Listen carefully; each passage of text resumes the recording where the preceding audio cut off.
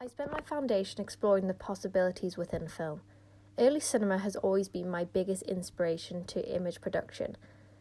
The practicality of practical effects and static cinematography was a style and method I experimented with a lot, and it still is a main focus in the digital works that I make today.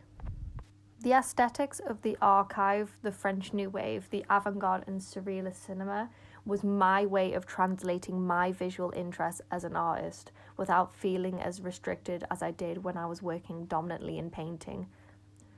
With the abstraction of a narrative, this led me to experiment with film as my dominant practice, as it allowed me to simply capture images that I found interesting or thought-provoking. I joined Newcastle University straight into second year, where I wanted to get back in touch with my filmmaking roots. Using all the information and documentation that I had already collected over the summer, I started by creating a documentary called Where Are the Newcastle Witches?, a short film about the 1650 Newcastle witch trials, which was the biggest mass hanging of witches in English history. The film consisted of local witches as well as still images of the landscape, with an audible conversation over the top between me and Dr. Claire Nally, author, lecturer, as well as head of creative writing in English literature at Northumbria University. The film consisted of revisiting pockets of historical traumas that translates not only to the Newcastle witch trials, but witch trials or any sort of sexual persecution across all histories and timelines and cultures.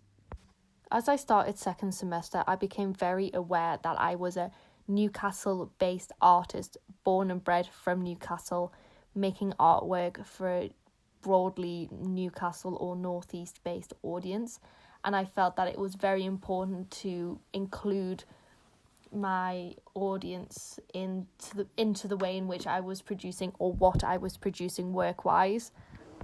After doing so much, basically a year's worth of work on the Newcastle witch trials, I was quite interested to see how far Newcastle and Northumberland's occult history went.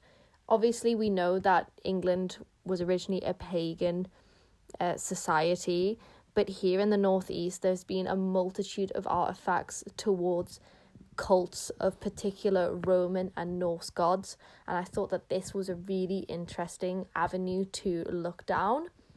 Particularly the Norse god Freya I found to be particularly of interest, as there was not much artwork presenting her as a figure, but lots of artworks and artifacts in symbolism of her, and I think the absence of her body or her as a body was really interesting. Unfortunately, this was a time where we went into a lockdown, so all my work had to be transported back home. Luckily, that wasn't far. But as I was inspired by The Hon by Nikki de Saint-Fond, I wanted to give Freya a body, even if it wasn't a complete body, because I wanted it to sort of look back at those sort of Venus statuettes that obviously would be without arms, legs, or heads due to the ancient history of their nature.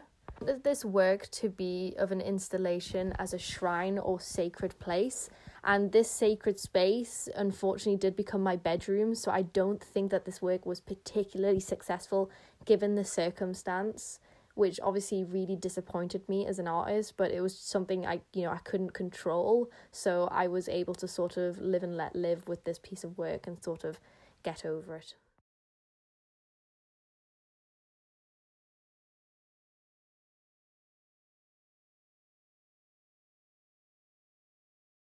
I found lockdown to be particularly difficult.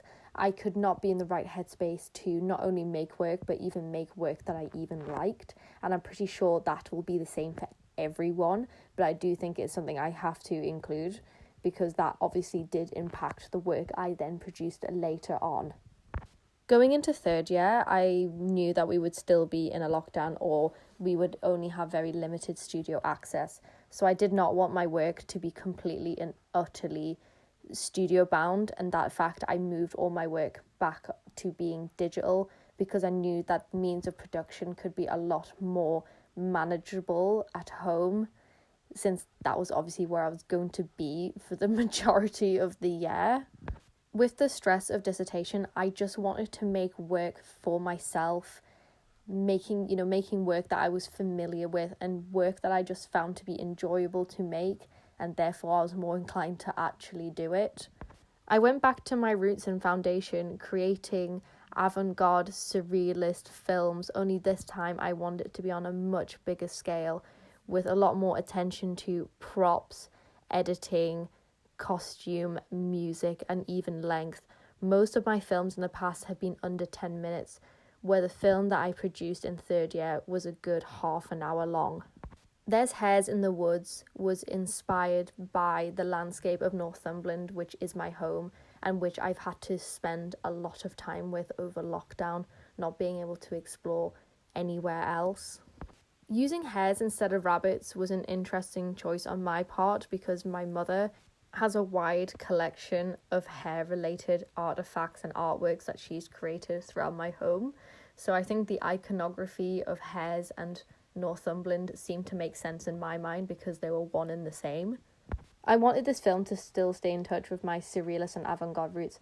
However, I did want there to be a very basic narrative for people to follow, because 25 to half an hour of just bizarre images can be a bit tiring on the eye, and I think most audiences would probably zone out. The film was intended to be a Northumberland folktale, pulling apart folk traditions in fairy stories, which I was very accustomed to as a child, growing up in that very typical Irish family household. There has always been this thing about hares being magical, and if you were to harm a hare or cross a hare, something bad would happen to you. So I thought that this was a really interesting motif and image to use within this film, and I found it to be a really interesting learning journey as I learned to use new technologies such as green screens and how to sort of use that in order to multi-role, because obviously I wasn't allowed to see anyone else but myself. The biggest source material was looking at Bram Stoker's Dracula and the relationship Victorian Britain had between science and technology and the occult. The method that Dr. Van Helsing and Dr. Stewart put in place in order to attempt to save Lucy Westenra, Dracula's first victim, from becoming a vampire was to use a blood transfusion. Although this is a standard medical practice now, back then there was a lot of worry and controversy about the whole procedure. In the journal, the narrative of this doctor who's trying to use blood transfusions as a standard practice to protect the people of Britain from the impending vampire doom is what is replicated in this sculpture. It is a life model-sized sculpture with operating blood valves and veins running throughout it, which is supplied by an edible fake blood solution suspended by blood transfusion pouches above. Depending on the height of the blood pouches is to how the blood actually circulates. So at some points, the blood actually tends to move. But what I found really interesting was not necessarily the sculpture itself, but the fabric that's underneath.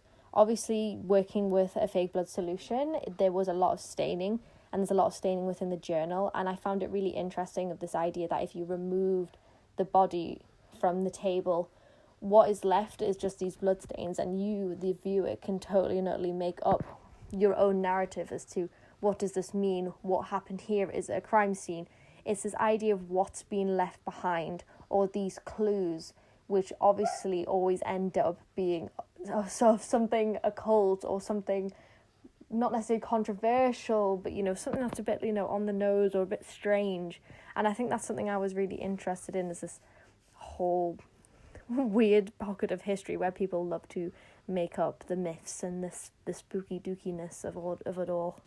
Like I said, I always like to give my work a clear voice, and I have shared that voice within the journal, as well as the fact that because I have become so well immersed within this whole vampire research, is that I've been doing guest talks and online lectures about sort of like the vampire illness and of other sorts of occult pockets within history, as well as working alongside creative writing PhD students and master's students about the horror genre in writing.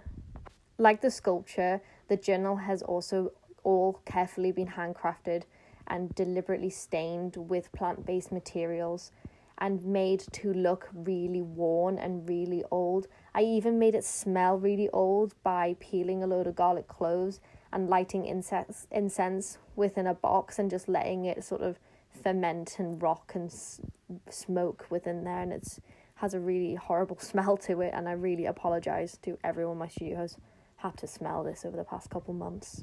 Something interesting which always seems to crop up is the relationship between the body and the occult and how that keeps rocking up in my studio practice. But something interesting over Christmas while I was trying to have a break was I thought, how can the vampire translate into sort of the digital world? So I described my work and the images and imagery that I was really interested in to an AI in order to create 8 original paintings. So they've been a really interesting new way of looking at the vampire. Naturally, I showed the sculpture at my interim exhibition just before Christmas, where I got my friend to fill one of the spare blood transfusion pouches that I had with a raspberry mojito, so it did look a little bit like blood, and made them walk around the gallery space drinking it. You might have seen them, and I also had a gin and tonic in one of them as well. And I thought it was really interesting because although the fake blood is edible, obviously I wanted them to have something that was probably a bit nicer than what it probably does taste like.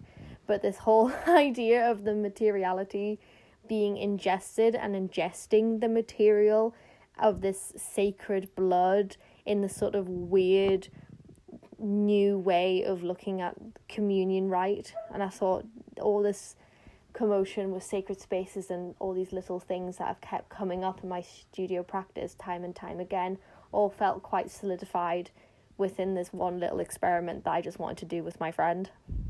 As for now, I've been thinking about looking at vampire cinema rather than continuing with sculpture, but I'm still unsure of where and what direction to take my work in. So I would really like to have feedback on that. And thank you everyone for listening.